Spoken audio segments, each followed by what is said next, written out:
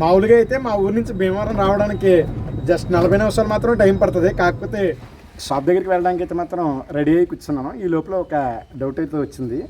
డబ్బున్న వాళ్ళేమో మధ్యతరగతి వారి జీవితాలే బాగున్నాయి అంటారు, మధ్యతరగతి వాళ్ళేమో పేదవాళ్ళ జీవితాలే బాగున్నాయి అని అంటారు. ఈ పేదవాళ్ళు వచ్చేసి మధ్యతరగతి లేదా డబ్బున్న వాళ్ళ జీవితాలే బాగున్నాయి అంటారు. ఇంతకీ అసలు ఎవరి జీవితాలు బాగుంటాయి అంటారు? సార్ కామెంట్ చేయండి. నా ఒపీనియన్ వచ్చి నువ్వు పేదవాడివే కావచ్చు, మధ్యతరగతి వాడివే కావచ్చు, ధనవంతుడివే కావచ్చు, తృప్తిగా బ్రతికితే మాత్రం నీదే మంచి బ్రతుకు. నాతో పాటు సరదాగా అలాగా మీరు కూడా షాప్ దగ్గరికి అయితే వచ్చేయండి.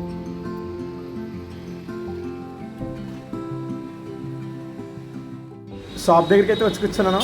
కస్టమర్లు ఎవరైనా వస్తే వాళ్ళకి అమ్ముతూ ఉంటాను, లేదైతే నేనే ఏదో ఒకటి తినేస్తూ ఉంటాను. అన్నట్టు చెప్పడం మర్చిపోయాను, మన షాప్లో ఒక స్పెషల్ ఐటెం అయితే చేశాను, చూపిస్తున్నానండి.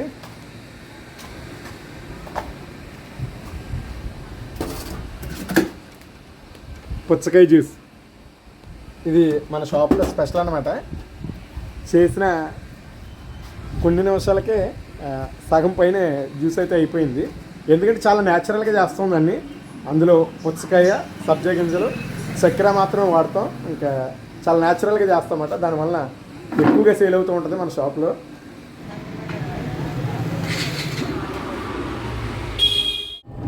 $1752 రోజు భోజనాలు అయితే తీసుకుని వెళ్ళిపోతున్నాను. అందరికి నమస్తే అండి. అందరూ ఎలా ఉన్నారు? బాగున్నారా? నేను చాలా బాగున్నాను. ఈరోజు విషయం ఏంటంటే, అన్నయ్య వాళ్ళ అమ్మాయి రేష్మ పుట్టినరోజు సందర్భంగా అలాగే మరొక బ్రదర్ వీరవస్థ నుంచి అయితే హెల్ప్ చేశారు ఫుడ్ ఇవ్వడానికి. అలాగే ఈరోజు మేమే కాకుండా మాతో పాటు అన్నయ్య వాళ్ళ పిల్లలు కూడా వస్తూ ఉన్నారు ఫుడ్ ఇవ్వడానికి.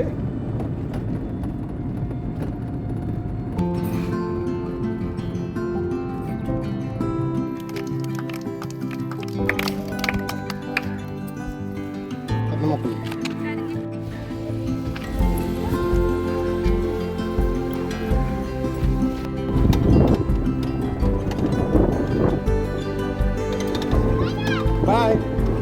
భోజనాలు ఇచ్చేసి అయితే ఇంటికి వెళ్ళిపోతున్నాం. మనం ఇచ్చిన చిన్న చిన్న కేక్ పీసెస్, అలాగే వాళ్ళు తీసుకున్న గుప్పుడు మెంతికలకే చాలా సంతోషించారు వాళ్ళంతా.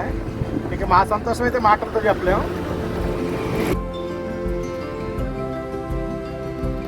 భోజనాలు ఇచ్చేసి ఇంటికి వచ్చేసి మరలా షాప్ దగ్గరికి అయితే వెళ్ళిపోయాను. ఇంకా షాప్ దగ్గర మామూలు హడావిడి లేదు.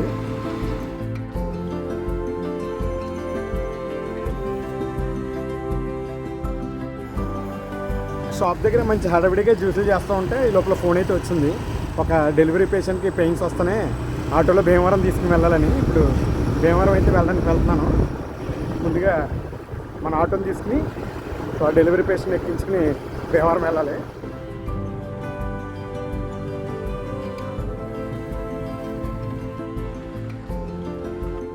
కిరాయికి వచ్చాను కదా, భీమవరం వర్మ హాస్పిటల్కి అయితే వచ్చాను. భీమవరం చుట్టుపక్కల వర్మ హాస్పిటల్ అంటే తెలియని వాళ్ళు ఉండరు. డెలివరీ పేషెంట్ కాబట్టి మా ఊరి నుంచి అంటే రాయకుది నుంచి ఈ హాస్పిటల్కి రావడానికి 40 మినిట్స్ మాత్రమే టైం పడుతుంది. కాకపోతే డెలివరీ పేషెంట్ కావడం వల్ల సుమారు 2 గంటలు అయితే పట్టింది. ఇప్పుడు హాస్పిటల్ దగ్గర ఒక ½ అన్ అవర్ వెయిటింగ్ తర్వాత ఇంటికైతే స్టార్ట్ అవుతున్నాను. నేను అస్తమానం కిరాయిలకు వెళ్తూ ఉంటాను అని చెప్తూ ఉండడం వల్ల చాలామంది నాకు ఏదో చాలా డబ్బులు వచ్చేస్తాయి అనుకుంటూ ఉంటారు. నిజానికి అందరికంటే తక్కువగానే తీసుకుంటాను నేను కిరాయికి. అలాగే నేను ఇప్పటివరకు వెళ్ళిన కిరాయిల్లో ఐ థింక్ ఒక 60-70% కిరాయిలకు మాత్రమే డబ్బులు తీసుకుని ఉంటాను. మిగతా 30-40% కిరాయిలకి అసలు డబ్బులు కూడా తీసుకుని ఉన్నాను. ఎందుకంటే ఎక్కువగా మనం కిరాయిలకి వెళ్ళేది హాస్పిటల్స్కే.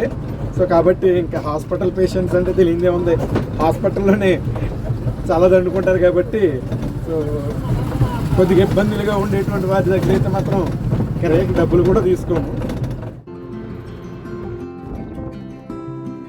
ఇప్పుడే కిరాయి నుంచి అయితే ఇంటికి వచ్చాను. టైము సుమారు 12 అయితే అవుతుంది. ఇప్పుడు ఫ్రెష్ అయ్యి భోజనం చేసి వీడియోస్ ఎడిట్ చేసుకోవడానికి ఇంకొక 2 గంటలు అయితే పడుతుంది. ఇక ఈరోజు ఈ విధంగా డే అయితే కంప్లీట్ అవబోతూ ఉంది. చివరిగా ఒక విషయం, ఎవరికి వారు తమను తాము ఉత్తములుగానే అనుకుంటారో అలా అనుకోవడం కూడా మంచిదే, కానీ ఆ ముసుగులో ఉండి తమలోని లోపాలను మాత్రం సరిదిద్దుకోలేకపోతున్నారు.